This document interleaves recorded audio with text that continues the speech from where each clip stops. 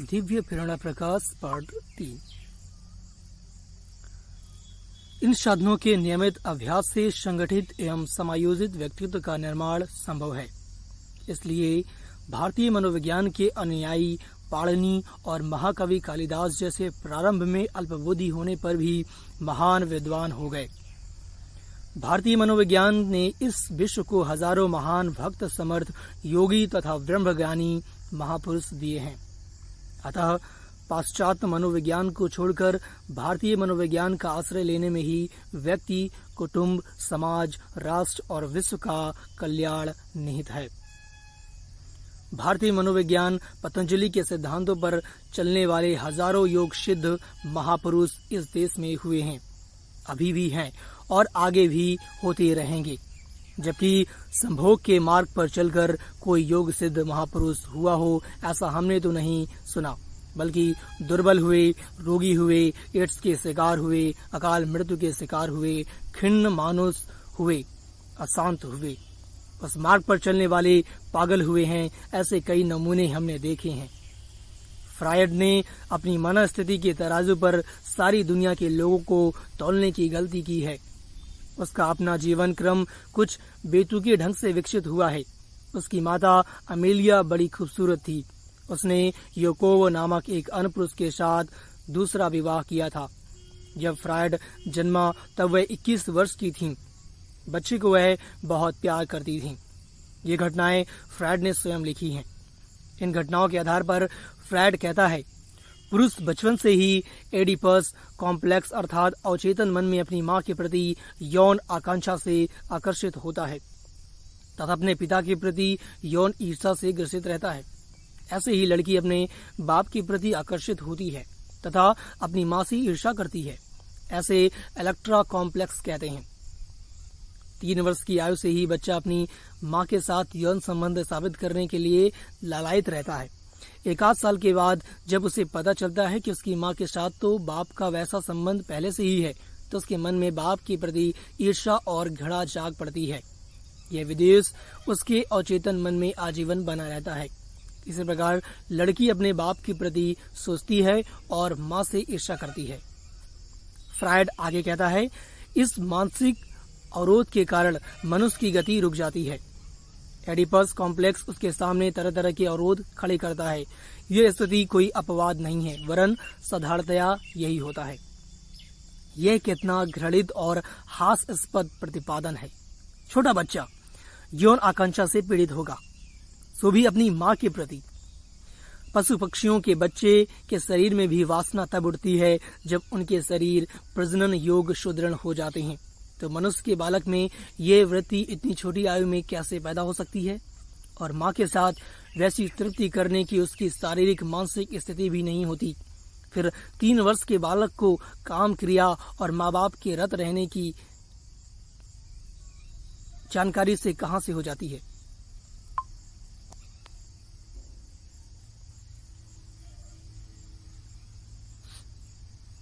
फिर वह ये कैसे समझ लेता है कि उसे बाप से ईर्ष्या करनी चाहिए? बच्चे द्वारा मां का दूध पीने की क्रिया को ऐसे मनोवैज्ञानियों ने रति सुख के समकक्ष बतलाया है। यदि इस स्तनपान को रति सुख माना जाए, तब तो आयु बढ़ने के साथ साथ यह उत्कंठा भी प्रबलतर होती जानी चाहिए और वयस्क होने तक बालक को माता का दूध ही पीते रहना चाहिए। किंतु यह किस प्रकार संभव है? तो ये ऐसे बेतुके प्रतिपादन हैं जिनकी भर्त्सना की ही जानी चाहिए। फ्रायड ने अपनी मानसिक विकृतियों को जनसाधारण पर थोपकर मनोविज्ञान को विकृत बना दिया।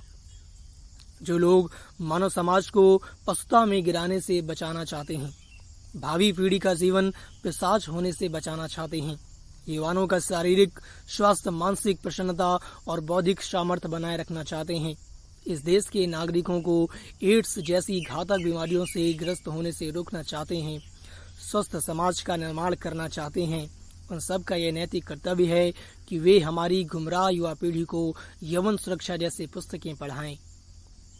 यदि काम विकार उठा और हमने ये ठीक नहीं है इससे मेरे बल बुद्धि और तेज का नाश होगा, ऐसा समझकर उसको टाला नहीं और उसकी पूर्ति में लंपट होकर लग गए, तो हम में और पशुओं में अंतर ही क्या रहा। पशु तो तब उनकी कोई विशेष ऋतु होती है तभी मैथुन करते हैं, बाकी ऋतुओं में नहीं। इस दृष्टि से उनका जीवन सहज व प्राकृतिक ढंग का होता है। परंतु मनुष्य तो 12 महीने काम क्रिया की छूट लेकर बैठा है और ऊपर से यह भी कहता है कि यदि काम वासना की पूर्ति करके सुख नहीं लिया तो फिर ईश्वर ने मनुष्य में भी जो इसकी रचना की है उसका क्या मतलब। आप अपने को विवेकपूर्ण रोक नहीं पाते हो, छोटे छोटे सुखों में उलझ जाते हो, इसका तो कभी ख्याल ही नहीं करते और ऊपर से भगवान तक को अपने पाप कर्मों में भागीदार बनाना चाहते हो। आत्मघाती तर्क। अभी कुछ समय पूर्व मेरे पास एक पत्र आया। उसमें एक व्यक्ति ने पूछा था, आपने सत्संग में कहा और एक पुस्तिका में भी प्रकाशित हुआ कि बीड़ी, सिगरेट, तंबाकू आदि मत पियो, ऐसे व्यसनों से बचो क्योंकि ये तुम्हारे बल और तेज का हरण करते हैं। यदि ऐसा ही है तो भगवान ने तंबाकू आदि पैदा ही क्यों किया।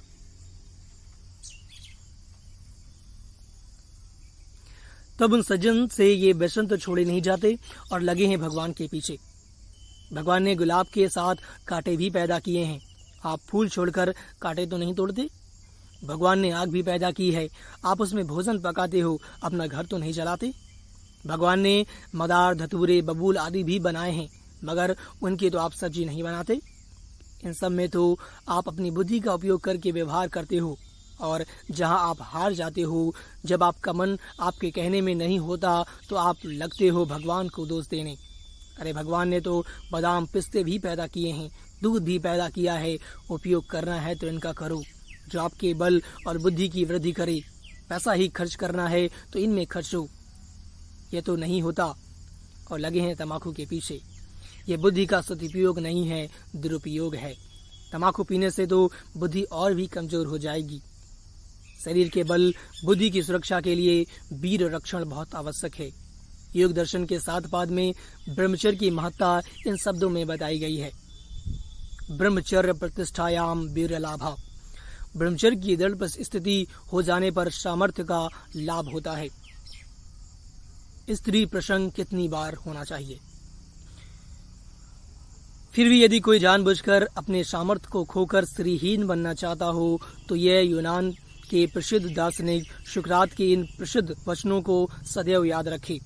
सुकरात से एक व्यक्ति ने पूछा, पुरुष के लिए कितनी बार स्त्री प्रसंग करना उचित है। जीवन भर में केवल 1 बार। यदि इससे तृप्ति न हो सके तो वर्ष में 1 बार। यदि इससे भी संतोष न हो तो फिर महीने में 1 बार। इससे भी मन न भरे तो महीने में 2 बार करे, परंतु मृत्यु शीघ्र आ जाएगी। इतने पर भी इच्छा बनी रहे तो क्या करें। इस पर सुकरात ने कहा, तो ऐसा करें कि पहले कब्र खुदवा लें, फिर कफन और लकड़ी घर में लाकर तैयार रखें, उसके पश्चात जो इच्छा हो सो करें। सुकरात की ये वचन सचमुच बड़े प्रेरणाप्रद हैं। वीरक्षय के द्वारा जिसने भी सुख लेने का प्रयास किया है उन्हें घोर निराशा हाथ लगी है और अंत में स्त्रीहीन होकर मृत्यु का ग्रास बनना पड़ा। काम भोग द्वारा कभी तृप्ति नहीं होती और अपना अमूल्य जीवन व्यर्थ चला जाता है। राजा ययाति की कथा तो आपने सुनी होगी। राजा ययाति का अनुभव।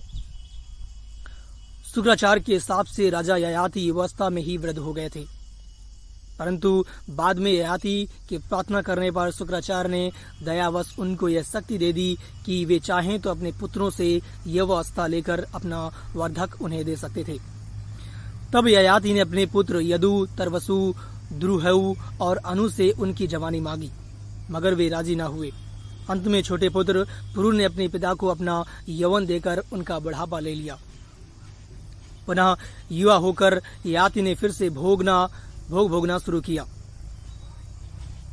इस प्रकार 1000 वर्ष तक भोग भोगने के बाद भी भोगों से जब वे संतुष्ट नहीं हुए तो उन्होंने अपना बचा हुआ यौवन अपने पुत्र पुरु को लौटाते हुए कहा, न जातु कामा नाम उपभोगेन शाम्यति हविषा कृष्णोत्तरमेव भूय एवाभिर्वर्धते। पुत्र, मैंने तुम्हारी जवानी लेकर अपनी रुचि, उत्साह और समय के अनुसार विषयों का सेवन किया, लेकिन विषयों की कामना उनके उपभोग से कभी शांत नहीं होती, अपितु घी की आहुति पड़ने पर अग्नि की भांति वे अधिकाधिक बढ़ती ही जाती है। रत्नों से जड़ी हुई सारी पृथ्वी, संसार का सारा सुवर्ण, पशु और सुंदर स्त्रियां, वे सब एक पुरुष को मिल जाएं तो भी वे सब के सब उसके लिए पर्याप्त नहीं होंगे। अतः तृष्णा का त्याग कर देना चाहिए। छोटी बुद्धि वाले लोगों के लिए जिसका त्याग करना अत्यंत कठिन है, जो मनुष्य के बूढ़े होने पर भी स्वयं बूढ़ी नहीं होती तथा जो प्राणांतक रोग है, उस तृष्णा को त्याग देने वाले पुरुष को ही सुख मिलता है। इसका उल्लेख है महाभारत के आदि परवाड़ी संभव पर्व 12 पे। ययाति का अनुभव वस्तुतः बड़ा मार्मिक और मनुष्य जाति के लिए हितकारी है। ययाति आगे कहते हैं, पुत्र देखो, मेरे 1000 वर्ष विषयों को भोगने में बीत गए तो भी तृष्णा शांत नहीं होती, और आज भी प्रतिदिन उन विषयों के लिए ही तृष्णा पैदा होती है। पूर्णम वर्ष सहस्त्रम में विश्वासक्त चेतसः तथाप्य अनुदिनम तृष्णा मम ऐतस्व विजायते। इसलिए पुत्र, अब मैं विषयों को छोड़कर ब्रह्मा अभ्यास में मन लगाऊंगा, निर्द्वंद्व तथा ममता रहित होकर वन में मृगों के साथ विचरूंगा। हे पुत्र, तुम्हारा भला हो, तुम पर मैं प्रसन्न हूँ।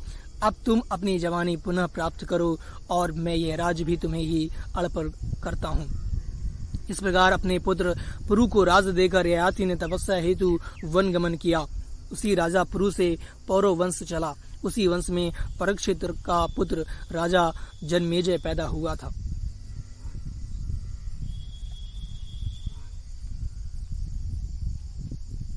राजा मुचकंद का प्रसंग। राजा मुचकंद गर्गाचार्य के दर्शन सत्संग के फलस्वरूप भगवान का दर्शन पाते हैं। भगवान से स्तुति करते हुए वे कहते हैं, प्रभु, मुझे आपकी दृढ़ भक्ति दो। तब भगवान कहते हैं, तूने जवानी में खूब भोगे हैं, विकारों में खूब डूबा है, विकारी जीवन जीने वाले को दृढ़ भक्ति नहीं मिलती। मुचकंद, दृढ़ भक्ति के लिए जीवन में संयम बहुत जरूरी है। तेरा ये क्षत्रिय शरीर समाप्त होगा, तब दूसरे जन्म में तुझे दृढ़ भक्ति प्राप्त होगी। वही राजा मुचकंद कलयुग में नरसिंह मेहता हुए। जो लोग अपने जीवन में वीरशय को महत्व नहीं देते, वे जरा सोचे कि कहीं वे भी राजा ययाति का तो अनुसरण नहीं कर रहे हैं। यदि कर रहे हो तो जैसे राजा ययाति सावधान हो गए, वैसे आप भी सावधान हो जाओ भैया। हिम्मत करो, सयाने हो जाओ, दया करो, हम पर न करो तो अपने आप पर तो दया करो। हिम्मत करो भैया, सयाने हो जाओ मेरे प्यारे। जो हो गया उसकी चिंता ना करो, आज से नवजीवन का प्रारंभ करो। ब्रह्मचर्य रक्षा के आसन, प्राकृतिक औषधियां इत्यादि जानकर वीर बनो। ओम